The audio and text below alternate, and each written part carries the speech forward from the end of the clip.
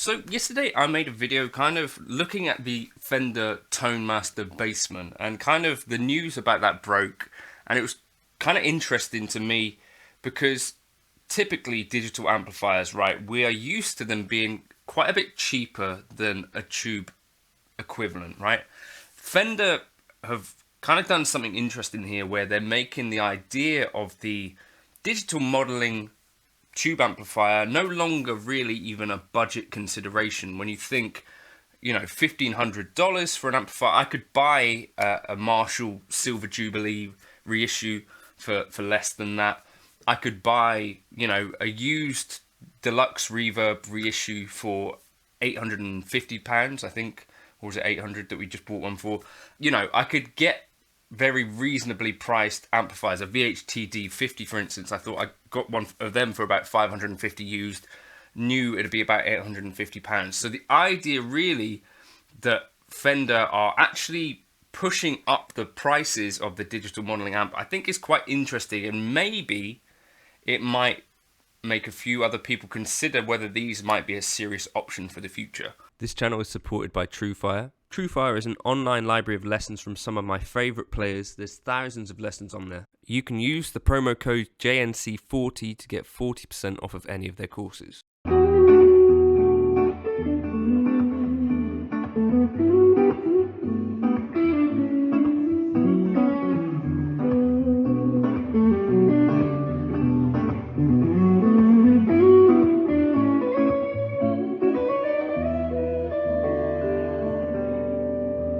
So last night I had a gig and I was getting ready to leave, and I remembered that I just didn't have an amp in the car, luckily.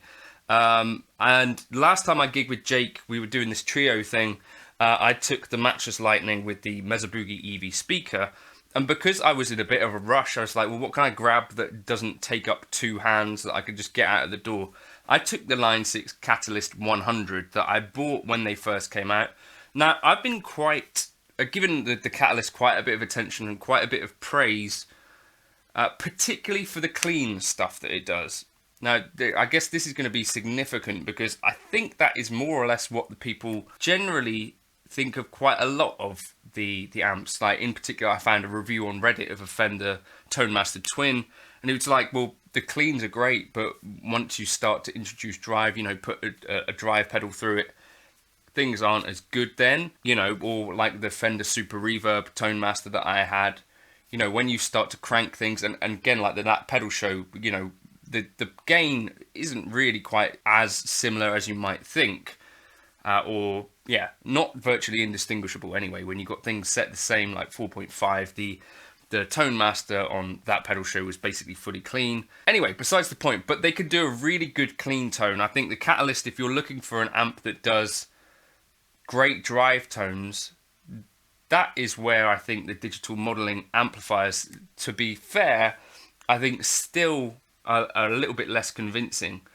probably, for me at least, and particularly, if you're into really heavy stuff. I think that is an area where a lot of people have said the Catalyst was quite underwhelming. Similarly with the Boss Katana. Let me know your thoughts on whether you agree with any of that now and what your experience has been.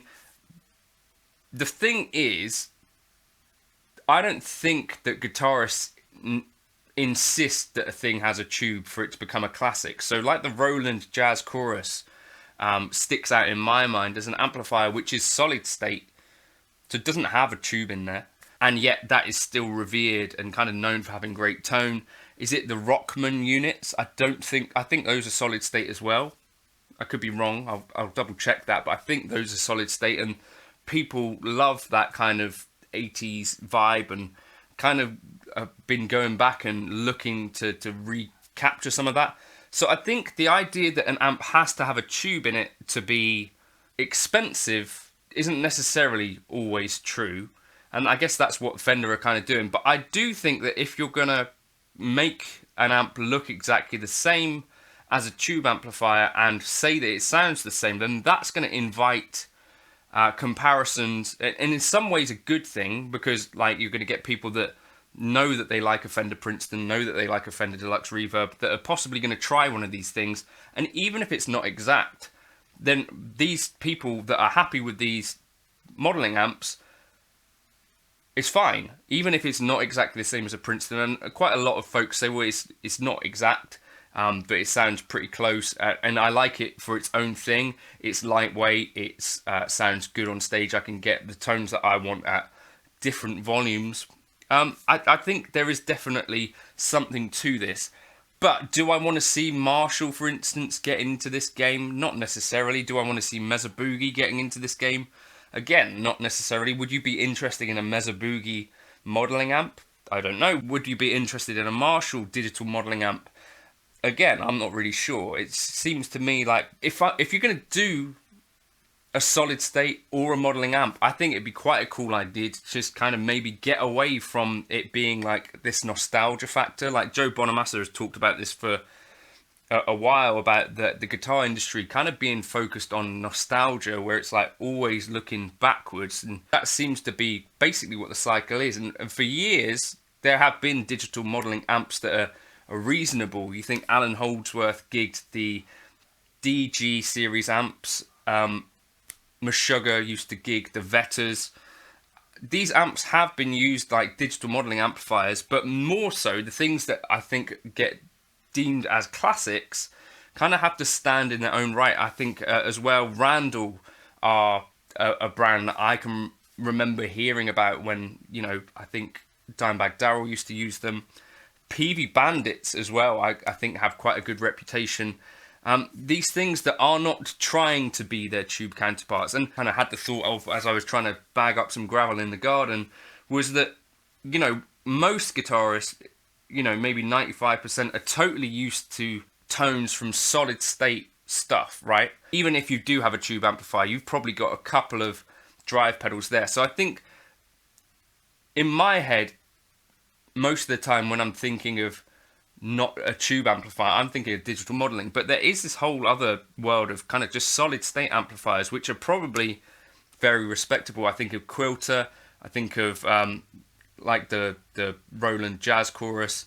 There's got to be other examples of like good sounding solid state gear that we don't really talk about, and maybe digital modelling has kind of taken up a bit of space, where just in not having a tube, we could have been spending a lot of time on kind of analog gear and solid state gear rather than this digital modelling stuff, maybe. I don't know. But the reality is, when I play on stage, like last night with the Catalyst, it was a perfectly decent experience. And I think this is maybe what the folks who really like the Tonemaster stuff are having, where it's like a perfectly decent experience that you're now having with what is not a tube amplifier. And I think that is possible to have.